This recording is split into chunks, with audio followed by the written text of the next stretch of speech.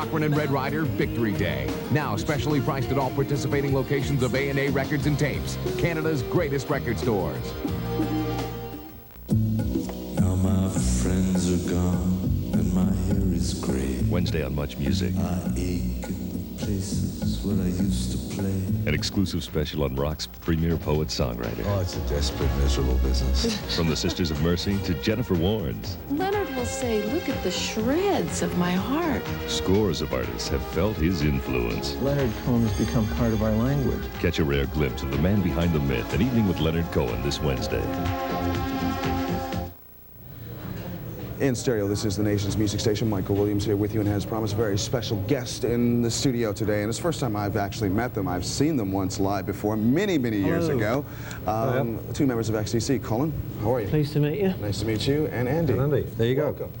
Now, you're here to talk about the brand new album, which... Oh, yes. Brand spanking new. Yes, yes. Is that oranges and lemons or lemons and oranges? It's oranges and lemons. And can he say spanking new on the television? Is that okay? Can he say spanking new? Go ahead, say spanking I've new. said it. He said it. Uh-oh. Now, it's coming out in Canada shortly. The first single is The Mayor of Simpleton. Right. It seemed like there were a lot of other choices for singles on there, though. We like to spoil people, you know. Free set of darts with the album, and you put the album up on your wall. See if I can select a single, you know. Yeah, usually Virgin Records, I mean, when we present the album to them, they usually say something like, yeah, it's a great album. Then a week later, sorry, there's not a single on it, chaps, you know, so... This is very shocking. They said, everyone's a single. So. This is quite an occasion for us. Okay. Now, the last single that you had, actually, the last single that did well in North America was that Dear God single, produced by that Todd fellow. Yeah, it's got up a few noses, that record. Did us a lot of good, you know, because of that. What's that? Oh, it's Gumby. Hello. I don't know what the hell he's doing, and I better not go through my pockets. There's all sorts of things in here. Dave Gregory in here. They wouldn't pay for him to come over, so I smuggled him over. Yeah, Dear God got up a few noses and did us a lot of good. A lot of people rang into radio stations and said, you know, I think exactly this, keep playing the record, or they think, they ring up and say, you know, how dare you, don't play that record anymore. Fine. If they got annoyed by it, then they shouldn't be so damn narrow-minded. Teacher for listening. Well, the record wasn't, for a record called Dear God, it wasn't really as brutal as it could have been, I guess. No. I mean, it was pretty... I thought I'd failed initially. I thought the thing was too soft and too... well, religion being such an enormous subject, how the hell do you get it all down to 3.5 minutes? You know, we had a go at it, and I thought failed gloriously. You know. But that's the essence of writing a good song. You leave it to one's interpretation of what one can make of it. You know, so you just give them the bait, so to speak. You know. Now, Skylarking was a rather relaxed album for you. It had a very nice feel to it, but it wasn't as aggressive as some of the earlier material, or has the brand new album. There's a lot of guitars on the record, a lot of acoustic guitars on the record, and you've got also Mark Isham on trumpet. Mark Isham did a great job. Pat Mastelotto is drumming himself into a coma on this LP. Yeah, this LP is very up for us. That's up. You know, it's a very kind of, I shan't say optimistic. It's optimistic. Some songs are optimistic. It's like having 8 optimisms, you know. Some songs are like that. Some, the feel of the LP is really up. It's played with a lot of verve and I think spirit, which has been missing from a couple of albums. And I think we've refound it. So, there you go. I think with the... Got some verve. Do you want some verve? I think with the success of Dear God, it certainly gave us the inclination to go in and write some more songs, you know. And there's nothing worse than sort of having a failure album and then sort of having to write some more songs. It just gives the enthusiasm to do it, you know. Yeah, I think if Skylarking hadn't have been a success, I think this album would have been a lot downer, you know. Because Skylarking was kind of a little bit of a low point morale-wise for us before we went in to make that. And Skylarking sold itself, despite everyone saying, nobody will buy that, you know, when it sold itself. And so it came time to make this one, Oranges and Lemons, and we felt great, you know. People said, was there pressure because Skylarking sold? Was there pressure to follow it up? No, not at all. The pressure was lifted off, knowing that there were people out there that wanted to hear what we did. it felt great. It feels great that somebody wants to listen to you. Are you surprised by the size of your audience and the cross-section? Yes, they're all that it little has? people about this big. Are they down In there? LA, you ran into a lot of people that you probably didn't even think were XTC fans, I'm sure. Sure, yeah. There were a lot of people in Los Angeles while we were making the record that actually called in and dropped by the studio. It was River Phoenix, the guy from, the film guy. And, just sort of guys from Frank Zappa's band that we thought, who are these guys that just drop by and say, really into what you're doing, and, it's just so nice. It just gives the incentive to keep you going, You know something weird's happening when you get recognised on the streets of Los Angeles and not in your hometown in Swindon in England. So, we're doing something right or wrong. Must be. Let's take a look at the video, Dear God, and then we'll be right back to talk more about Okay, lemons and just oranges. point out that the tree in the video went to the Sting School of Method Acting. He's marvellous. There you have it, Dear God, XTC on MuchMusic. Sting?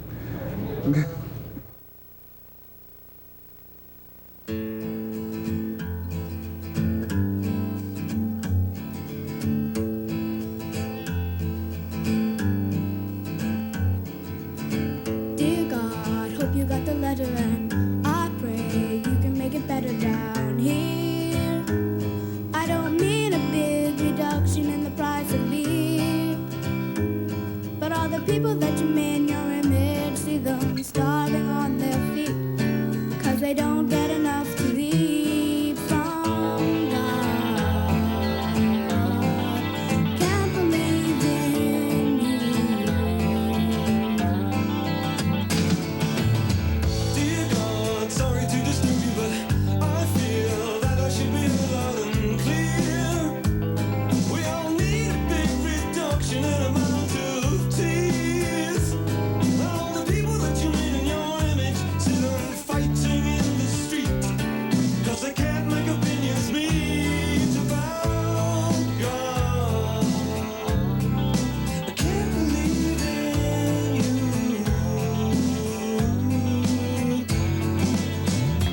Did you make disease and the diamond blue? Did you make mankind after we made you?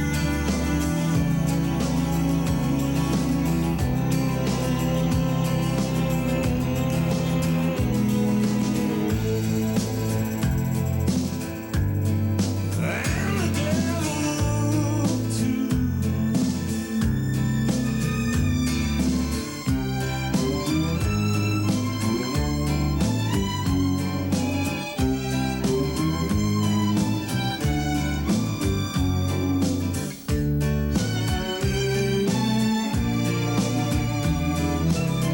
Dear God, don't know if you noticed, but your name is on the quotes in this book.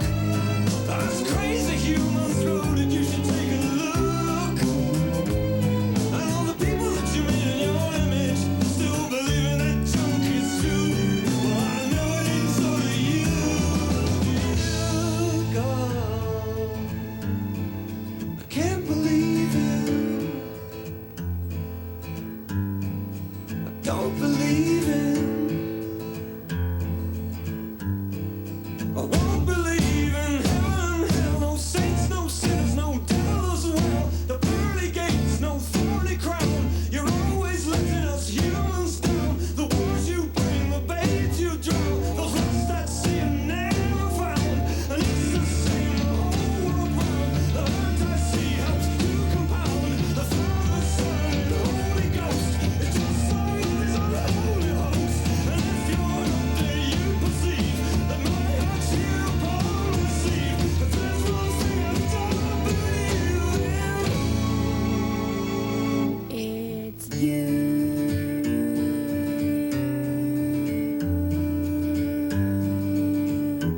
Dear From the album Skylarking, XTC in the studio with me. That of course was Dear God. Colin and Andy, they're here. See, my buds, they're here. We really are here. You didn't bring He's not food, lying. though. I'm No, kinda actually, we're disappointed. holograms. We're not here, really. Speaking of holograms now, no, not speaking of holograms. In 1982, you stopped touring. after you collapsed on a stage. That was And really the final straw. It wasn't because of that. That was just sort of, that was your body saying you can't do this anymore? It was Todd's way of telling me, come and make skylarking.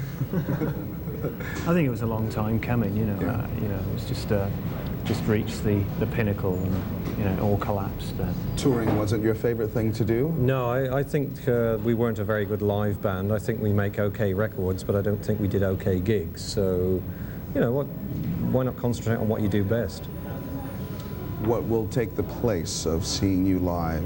Will video take the place of seeing you live? Hopefully, albums. You know, I think in all truthfulness, and trying to be modest, but I think in all truthfulness our songs have got better over the years. Our albums have got better.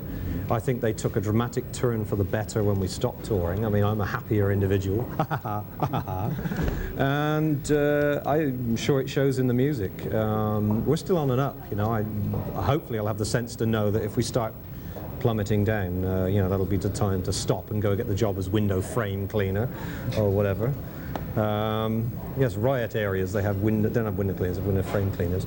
But touring was just not my cup of tea, or not my cup of sulfuric acid.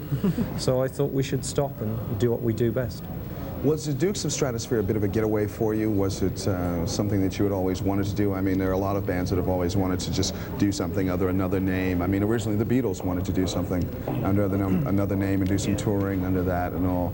The Dukes are our alter egos. They are. And it was a project that Andy had in his mind for a long time to do, just to tip his hat to the groups of around 1967. And so we wrote some songs and just had a willingness to do them in a psychedelic way, you know. And had a whale of a time doing so. It was great fun. It's like going to a costume ball, you know. Who would I like to be now? And good fun to hold your nose and chew gum and sing a bit like Lennon, you know, or pretend to be Carl Wilson, you know, and sort of more Carl Wilson shaped, actually. Did Carl Wilson have the fattest ass in rock? Yes, we'll be back with the answers to these questions. And a picture of Carl Wilson's bum, no problem.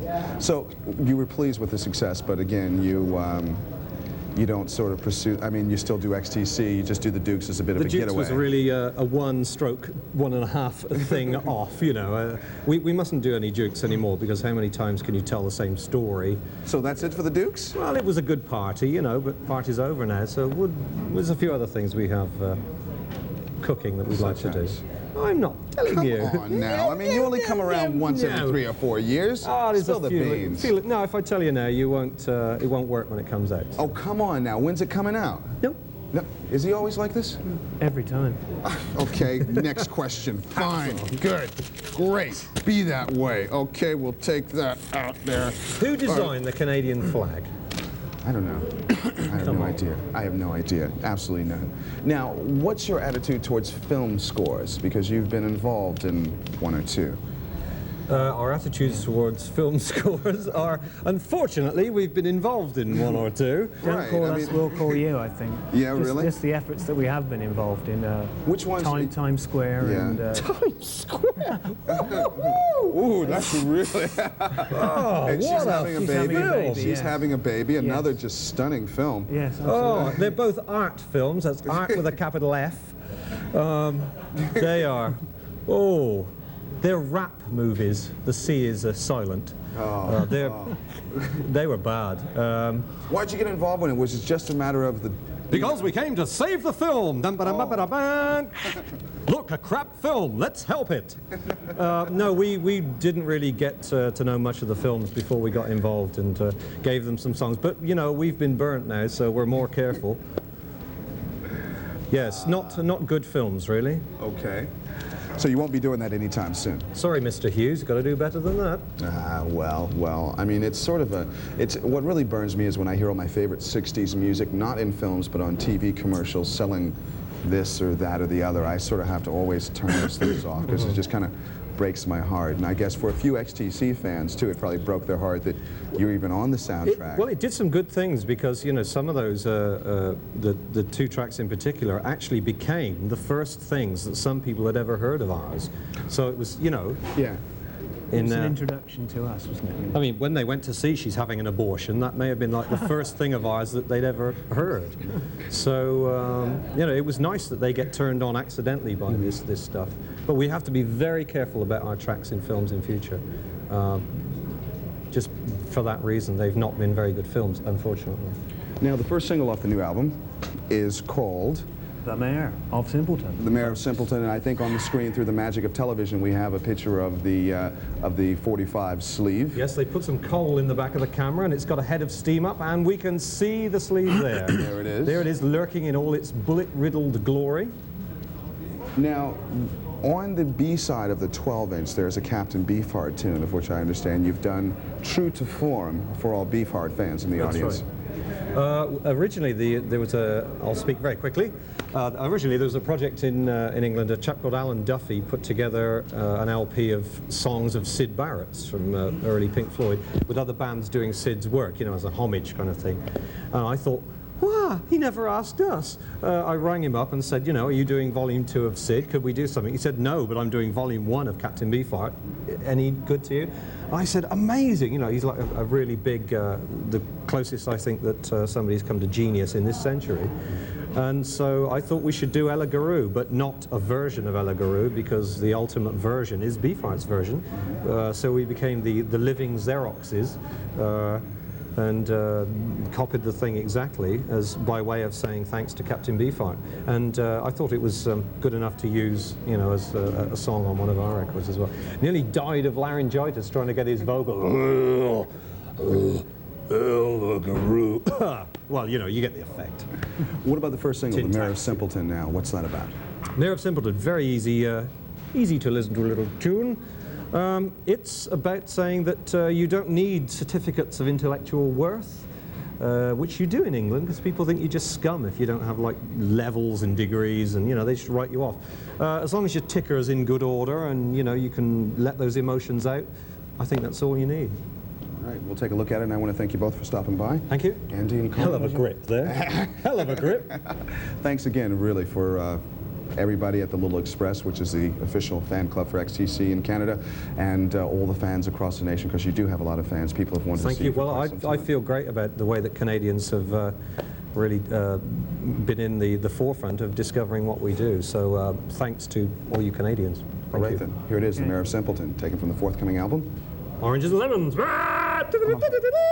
On MuchMusic. All right. Painless? Parker.